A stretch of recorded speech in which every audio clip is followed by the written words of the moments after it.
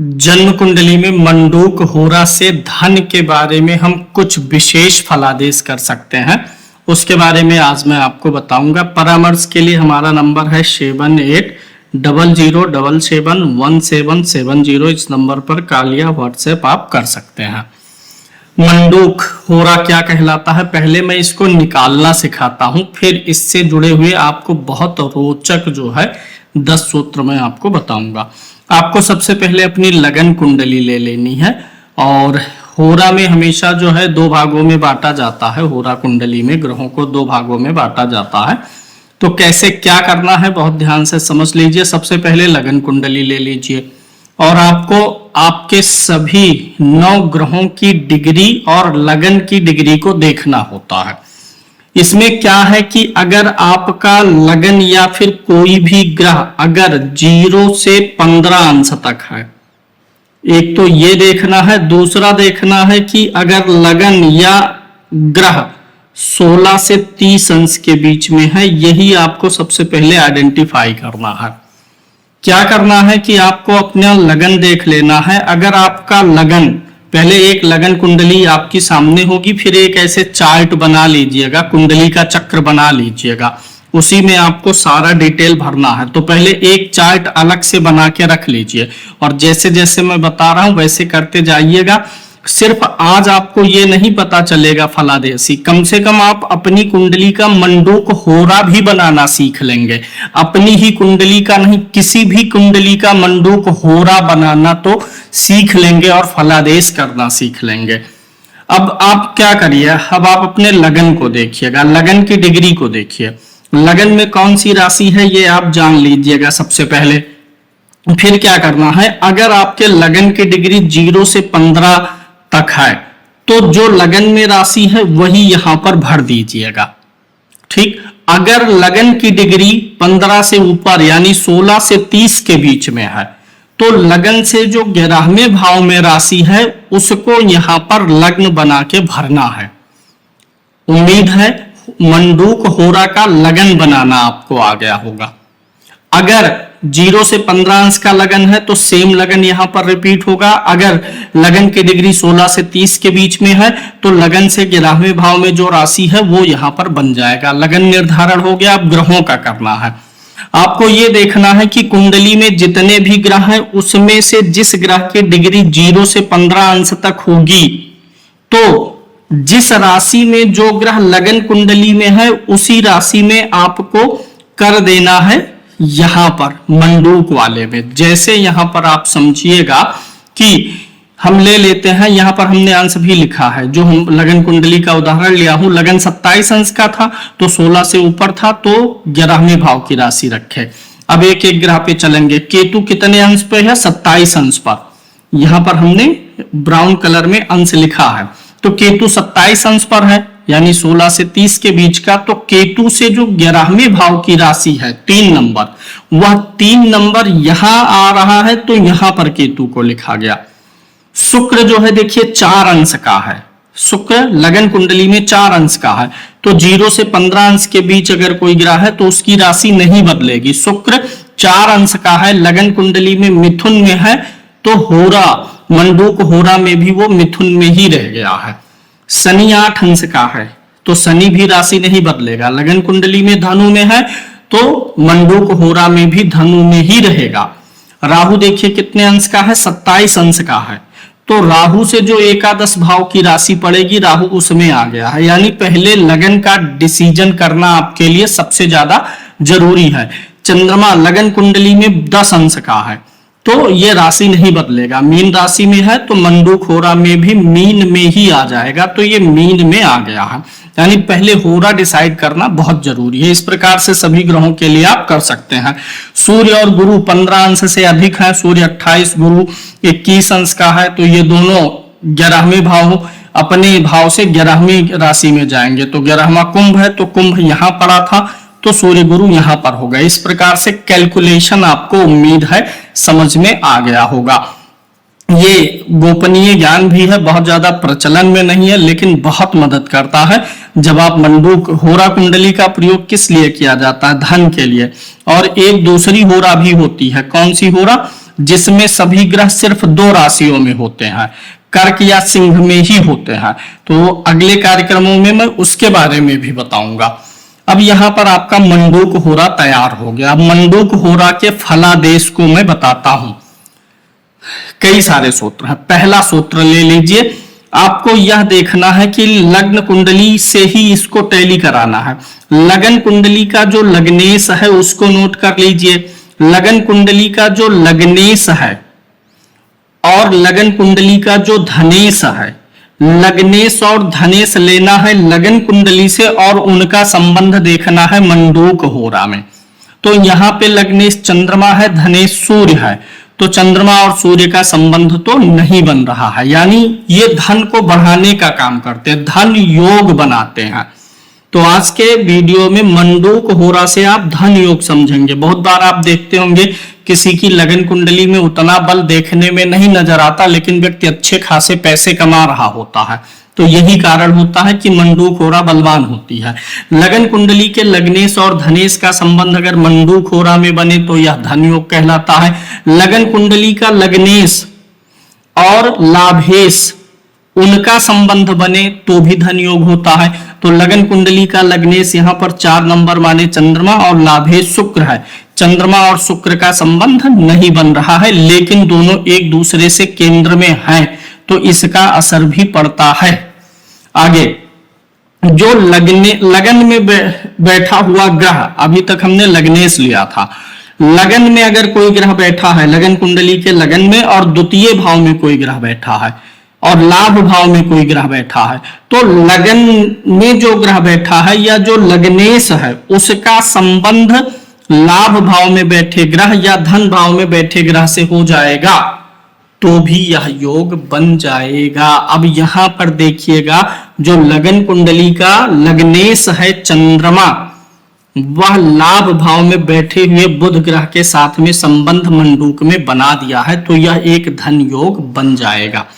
दूसरा जो है, यहां पर धन भाव में ग्रह बैठा है केतु, और लगन में अगर कोई ग्रह नहीं है तो लग्नेश को ही ले लीजिए, चंद्रमा, और यहां केतु बैठा। अगर मंडूक होरा में चंद्रमा और केतु का कॉम्बिनेशन बनता तो भी यह एक योग बन जाता। यहां पर दूसरी चीज, लग्नेश, जन्म कुंडली का लग्नेश, लगन कुंडली का लग्नेश मंडूक होरा में धन भाव में गया हो या लाभ भाव में गया हो या लगन में ही आया हो तो यह भी धन योग बनाता है।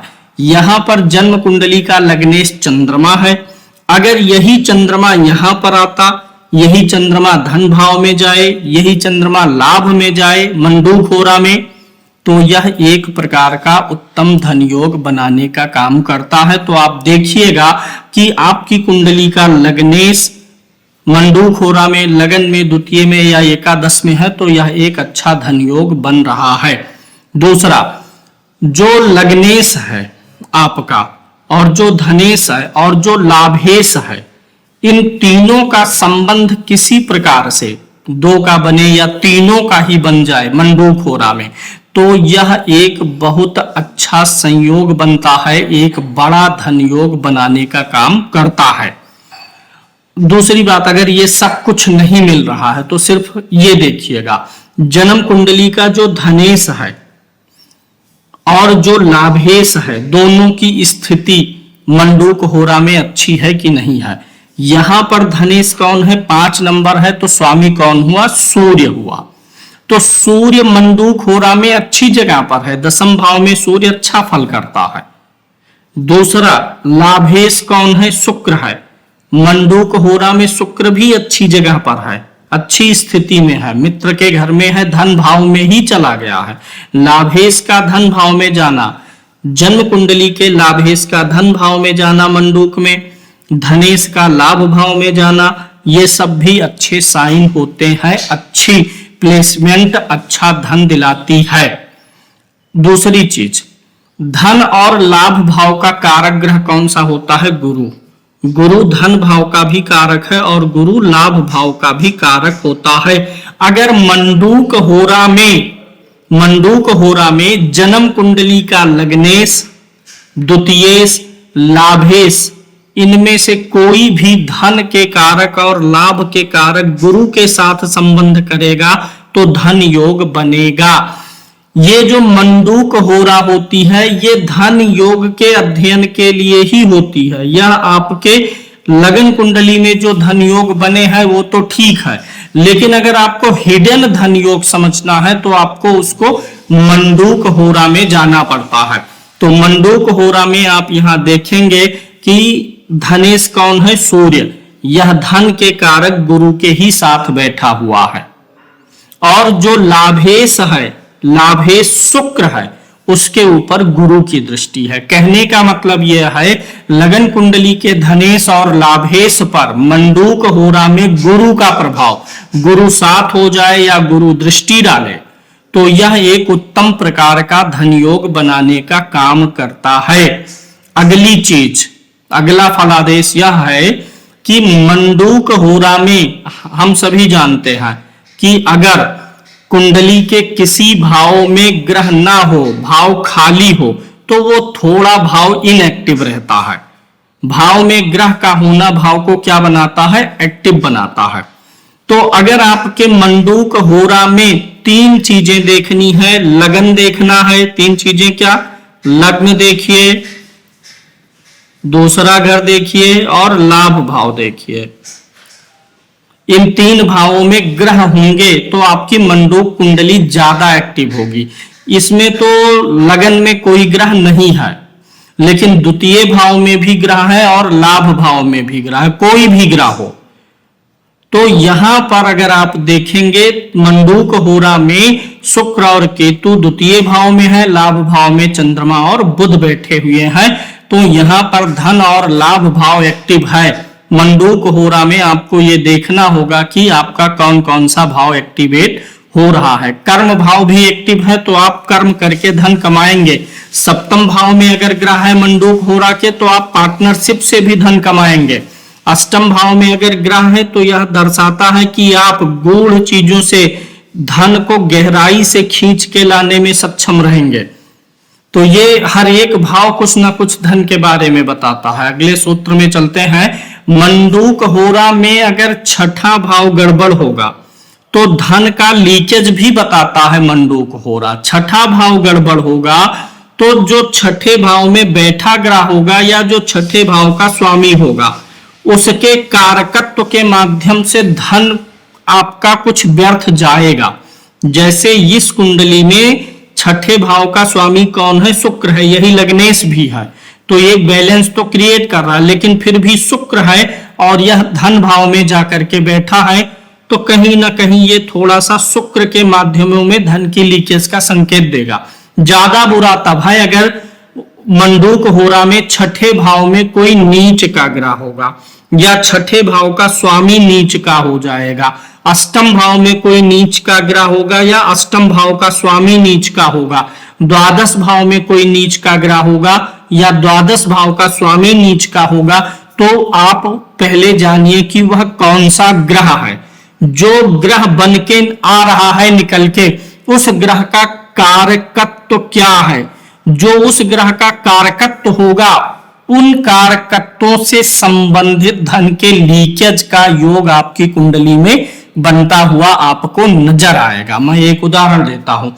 किसी के मंडूक होरा में छठे भाव में मान लीजिए मंगल नीच का हुआ, तो मंगल एक तो भाई का है, भाइयों के कारण से धन का लीकेज, यानी आपका भाई आपके धन को व्यर्थ कर सकता है। लड़ाई झगड़ा कोर्ट कचहरी थाना पुलिस का है, तो इन सब मामलों में आपका धन बेवजह का जाएगा। तो छठा भाव इस प्रकार से बताएगा। ऐसे अष्टम भाव अचानक से आने वाले धन पर विपत्तियों को दर्शाएगा अगर अष्टम में कोई नीच का ग्रह है। ऐसे द्वादश क्या दर्शाएगा कि आपकी इन्वेस्टमेंट की हानि हो जाए, पैसा आपका कहीं ऐसे आप लगा दें और वो व्यर्थ हो जाए, कुछ उम्मीद में किसी को दिए वो व्यर्थ हो जाए। तो मंडूक होरा से आप अपनी कुंडली मिलान करिए और मंडूक होरा में हर एक, जैसे आप लगन कुंडली देख करके एक अनुमान लगाते हैं कि मेरी लगन कुंडली बलवान है कि नहीं है, वैसे अगर ऐसे प्रथम दृष्टिया देखने पे लग जाए कि मंडूक होरा बलवान है, अब जैसे यहाँ पर गुरु और शनि का राशि परिवर्तन है, तो राशि परिवर्तन हमेशा अच्छा होता है। गुरु और सूर्य का युति तो बहुत अच्छा माना जाता है। चंद्रमा और बुध की युति एकादश में है, ये भी अच्छा, हालांकि बुध नीच का है, लेकिन फिर भी चूंकि बुध अस्त नहीं है, एकादश भाव में लगभग सभी ग्रह अच्छे होते हैं। बुध नीच का है लेकिन एकादश में उतना बुरा प्रभाव नहीं आता नीच ग्रहों का भी। चंद्रमा भी यहीं पर साथ में बैठा हुआ है तो उतना बुरा प्रभाव नहीं बन रहा है। दूसरा, ये बुध की राशि का स्वामी गुरु है और गुरु लगन से केंद्र में भी है। शुक्र जो है मित्र की राशि में है, बुध मित्र की राशि में बैठा हुआ है तो ये भी लगभग ठीक ही है। और केतु बैठा हुआ है यहाँ द्वितीय भाव में, ये समय समय पे थोड़ा धन का लीकेज कराएगा। राहु शनि अष्टम में है, बाधाएं उत्पन्न करेंगे धन कमाने के रास्ते में। तो जैसे लगन कुंडली का एक ओवरऑल एनालिसिस करके बल का अनुमान लगा लेते हैं, वैसे आप मंडूक होरा का अनुमान लगा करके धन योग जान सकते हैं। राजयोग तो आपको लगन कुंडली से पता चलेगा, लेकिन किसी का धन योग देखना है तो मंडूक होरा में जरूर मिलाइए। हो सकता है लगन कुंडली देखने में कमजोर लगे, लेकिन फिर भी वह व्यक्ति हो सकता है अच्छी गाड़ी से चल रहा हो, घर अच्छा हो, पैसा भी अच्छा कमा रहा हो, तो ये बता देता है आपका मंडूक होरा। विषय वस्तु आपको कैसा लगा है कमेंट करके जरूर बताइएगा। क्या आप होरा कुंडली का दूसरा पार्ट भी चाहते हैं, ये भी कमेंट करके जरूर बताइएगा। धन्यवाद।